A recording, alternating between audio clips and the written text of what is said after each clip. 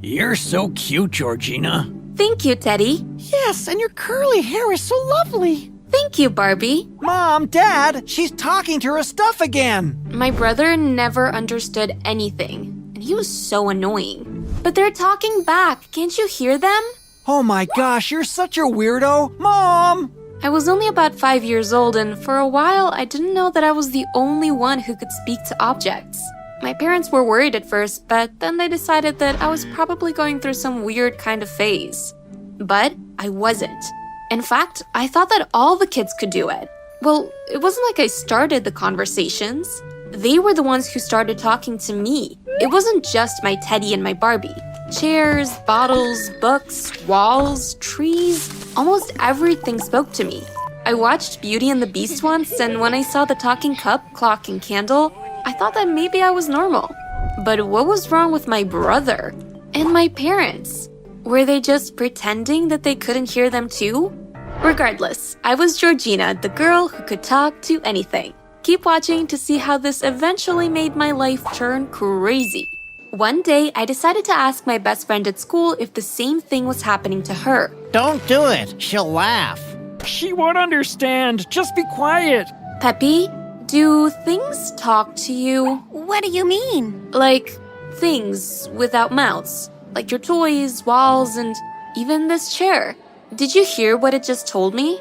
What? I told you she wouldn't understand. Be quiet. Who are you talking to? The chair. Didn't you hear him? Teacher, Georgina is crazy. And that was how I lost my kindergarten best friend. When I learned that I was special, I became very secretive about what I could do since I realized that no one could understand, and there was no way to explain it to them. I felt like I was lucky because I'd never be lonely, but sometimes this strange power freaked me out. Imagine going to the bathroom and the toilet goes, "Hey, what do you think you're doing? Stop that." I had no control over what things said, and sometimes I couldn't make them shut up. Then, on my 10th birthday, everything stopped. I simply couldn't hear objects anymore. And when I tried talking to them, they wouldn't talk back. I was sad for a while, but I found other things to do. When I started middle school, I became a sort of a social butterfly. I was the leader of several clubs and could always be found doing something positive and constructive. Bake sales to help the homeless, volunteering at animal shelters, cleaning up the park. I was always busy. I'd made some great friends too. There was Yvonne, Hermione, and Peyton. We were inseparable, and because we had similar interests, we got along really well. Our friendship continued until we were older and ready for high school. We planned to go to the same one, and the summer before that, we decided to volunteer at a camp for disabled children. It was one of the most inspiring things I'd ever done, and I was really happy for the chance to make a difference in so many children's lives. On the last day of camp, we had a talent show, and the kids' parents came to watch. At the end of the show, a cute old lady approached me with a gift. My daughter Leslie can't stop talking about you.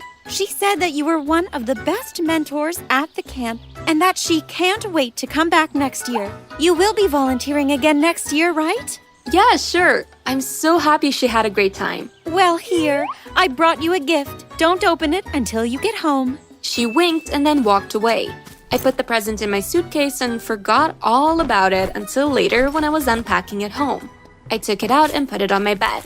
I opened it and cringed. It was a yellow purse, and I didn't like yellow at all.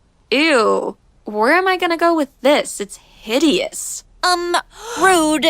I nearly fainted. Was I tired? Hallucinating? Maybe I needed some sleep. I wasn't able to get much sleep at the camp after all. Yep, I guess it's bedtime for me. What about me? Could you buy me a pillow and put it on your desk? I want to have a bed too. Since we're best friends now, I'm going to live in your room. Did you really just talk to me? But how is that possible? You're a purse. You don't see me questioning your abilities. Gosh, you're so rude. Anyway, my name is Coralissa. Nice to meet you, Georgina. This is weird. It wasn't weird when you were a child, was it? I know that you could speak to everything. No, I am not going through this again. I grabbed the purse, sped downstairs to the kitchen, and threw it in the trash can. I went back upstairs to my room and fell asleep. The next morning, I woke up, and as soon as I opened my eyes, there it was. right next to my head. Good morning, sunshine. Ah! How did you get back here? Aw, come on. Just give me a chance, will you? We would be great friends. Although I was spooked out, I decided to give her a chance. I had 1 week left before high school, and I had a whole bunch of things to do, so I decided that it probably wouldn't hurt to bring her with me.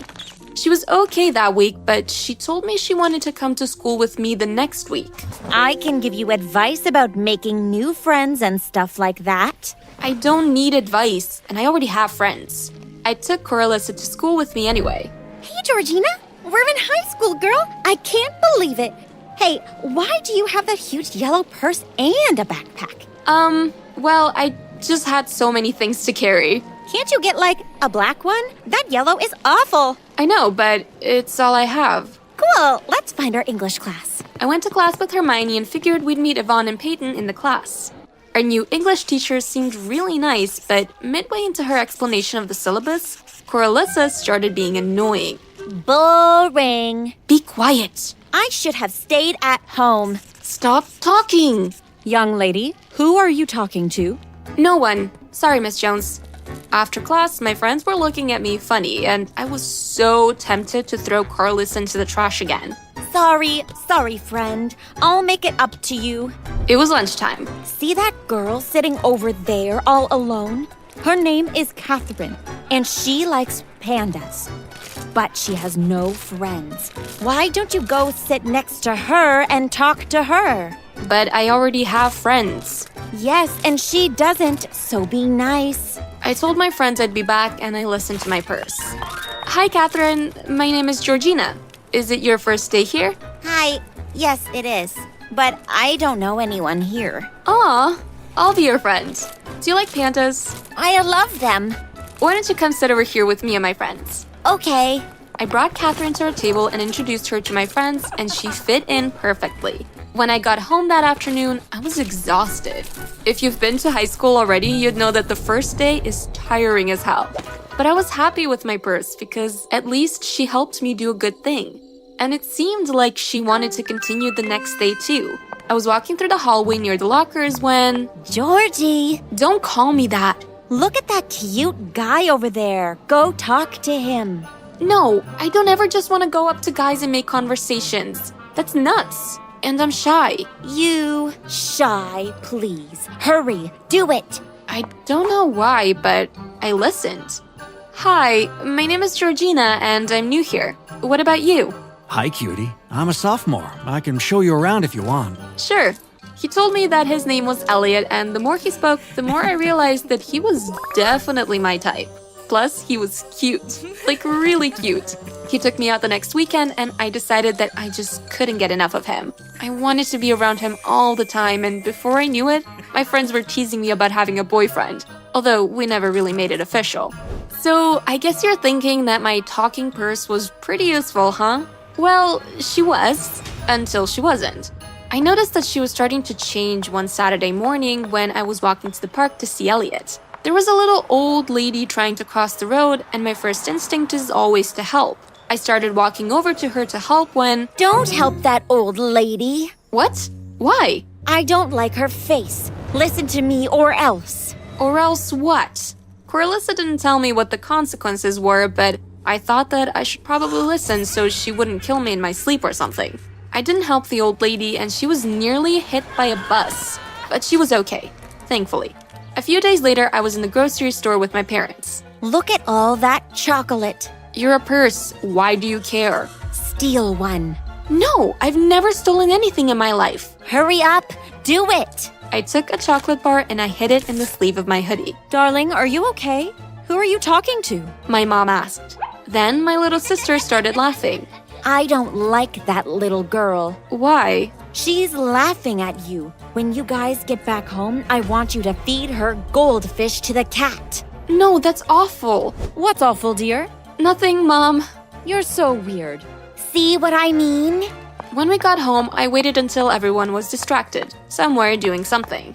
Then, I took Kayla's goldfish out of the bowl and went looking for the cat. Coralissa was hanging on my arm the whole time. Yes. Yes. I don't know why the purse was so excited about this. I found the cat under a tree outside and threw the fish in front of her. She gobbled it up in one bite, and then I looked behind me and I heard a scream. Mommy! Daddy! Georgina fed Freddy to the cat! Mommy! My parents came running out looking bewildered. She did what? No, I didn't. I'd never do something like that. My sister went to her room to check if her fish was still there, and sure enough, it was gone. My parents didn't believe her because I'm an angelic daughter, but I was sure that Kayla would never trust me again. But do you know what? Coralissa kept asking me to do horrible things, and I couldn't say no. She made me cheat on my math test the next week, and this is something I'd never ever done in my entire life. Later that week, she asked me to do the thing that would change the course of my life forever. I want you to go into the computer lab and sabotage everything. Why? Just do it. I waited for everyone to leave school, then I went into the lab and I just began smashing things. I poured water all over the keyboards. I threw the speakers at the monitors. I wrote all over the interactive whiteboard with a black permanent marker. And when I was gone, everything was broken. Every single thing. Good job, Georgina. She said, and we left the room. On Monday the next week, I was taken to the principal's office as soon as I arrived. We know what you did. We have camera footage of everything. It's not my fault. How so? It's my purse. She told me to do it. Your what? It's a talking purse. Her name is Coralissa, and she's been telling me to do bad things. The principal looked at me like I'd just fallen from Mars. My parents were called in, and they both looked like they were about to cry. I explained to them that the purse made me steal chocolate, feed the goldfish to the cat, cheat on the test, and finally break everything in the computer lab. Yes, so we're thinking she has some serious mental health issues which need to be dealt with immediately. The principal said, and I gasped. There is nothing wrong with me. You don't believe me? She's talking to me right now. They can't hear me, you know. Shut up. Who are you talking to? The purse. I was sent to an institution sometime after. I cried and I cried because I knew that there was nothing wrong with me and that this purse had ruined my life. Before my dad drove me there, I took the purse and I tried to set it on fire, but it wouldn't burn. So I buried it in a hole in our backyard. After spending 2 weeks on meds at the institution, I woke up one morning and the purse was right in front of my face. Good morning, sunshine. Why don't we break out of this place? I'll explain how.